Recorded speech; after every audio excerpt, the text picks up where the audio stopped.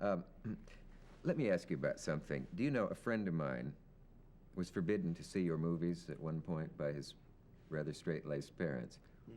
And I know you know what point that is. Now, younger viewers watching this may not know what we're talking about and probably would find it inconceivable to think that there was a time, those growing up now, when an actress who had a child out of wedlock was practically burned at the stake in the public presses and so on in this country.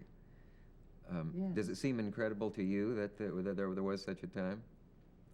Well, I passed through it, and I remember it very well. Yeah. But young newspaper people who go through the files so that they know their homework and know what questions to ask me, so they don't start to ask, where was I born?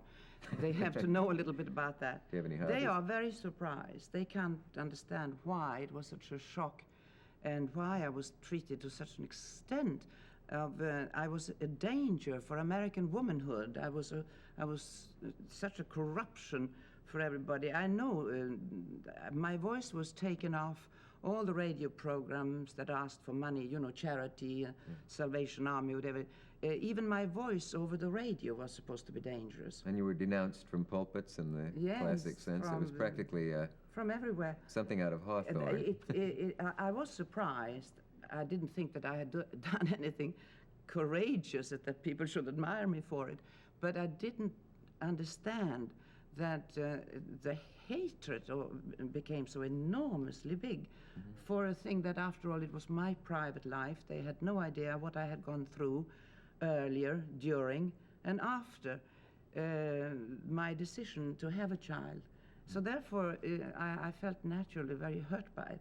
But it took 25 years, and then I was forgiven, but it took that long. It's astounding to think of.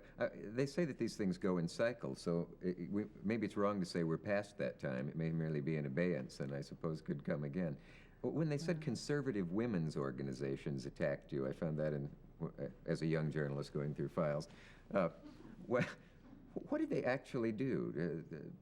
Try to boycott your films? Yes, of course. Yes, and try to prevent me from ever coming back to America again, because my presence here would have been dangerous.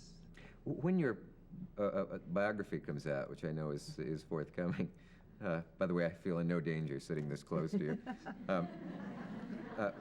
Will you go into that in some detail? It was no bed of roses, as they say, what you went through there. It isn't as if you were off having the greatest time of your life, I gather, from what... As it was my most difficult time in life, of course, part of the book, which is way off. It's my not coming out. 1095 is ready right now. It may not come out for a very long time. But I've felt that everybody's writing books, and it's kind of pretentious that you think that everybody is so interested in reading your life that I've said no for a very, very long time. I didn't want to tell anymore. I give interviews and I talk to you, and that's about enough. People don't have to know anything more about the person. But then my son came to me about a year ago, and he'd heard me say no another time, and he said that I wish you would write down the facts, tell the truth, put it on tape, give it to somebody to write if you don't want to write it yourself, but put down something, so one day when you are dead, people are going to write so many books about you, and we can't defend you because we don't know what is the truth or what not is true. So that made me think once again, maybe I owe it to my children to put down the truth as I saw it from my point of view.